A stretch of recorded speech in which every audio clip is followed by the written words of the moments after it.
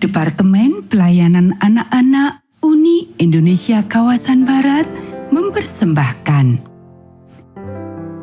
Selamat pagi anak-anak. Kita akan merenungkan firman Tuhan melalui renungan pagi anak. Menjadikan Allah yang pertama.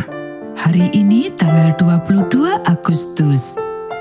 Mari kita awali dengan doa. Bapa di surga, kami akan belajar firman Tuhan. Tolong kami supaya kami dapat memahami firman Tuhan. Dalam nama Tuhan Yesus kami berdoa. Amin. Anak-anak, ayat inti renungan pagi kita hari ini diambil dari kitab Matius pasal 11 ayat 28. Marilah kepadaku semua yang letih lesu dan berbeban berat. Aku akan memberi kelegaan kepadamu. Undangan untuk datang pada Yesus adalah untuk semua. Banyak orang datang kepada Yesus dan mendapatkan kebebasan dari perhambaan dosa dan mendapatkan ketenangan bagi jiwanya yang letih. Tapi ada juga yang tetap bergumul dan terbelenggu oleh kebiasaan-kebiasaan buruk, rindu untuk dibebaskan, tapi tidak menyadari bahwa mereka membutuhkan Kristus.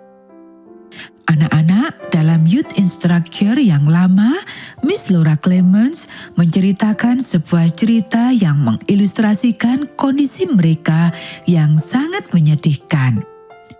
Pada suatu ketika, jauh di Afrika, seorang raja dari sebuah suku ditangkap dan dipenjarakan oleh musuh yang sangat kejam dan membawa dia ke tempat yang sangat jauh.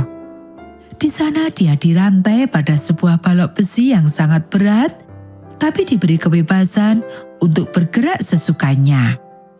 Tentunya, gerakannya sangat lambat dan terbatas pada jarak di mana dia bisa menarik beban yang berat itu. Dia sangat merindukan kebebasan dan kembali pada sukunya lagi.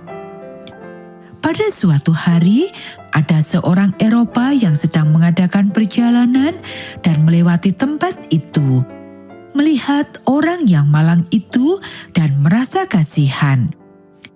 Dia tidak berani mencoba untuk membantu orang itu terang-terangan karena dia diawasi dengan ketat. Tapi dia mendapat izin untuk memberi tawanan itu sebuah Alkitab. Tawanan itu berharap bahwa orang itu memberi makanan atau pakaian atau uang. Tawanan itu meletakkan Alkitab itu di sebuah sudut dan tidak pernah membukanya. 3 tahun berlalu, dan pada suatu hari, bosan dengan tidak melakukan apa-apa, dia memungut Alkitab itu dan melihatnya.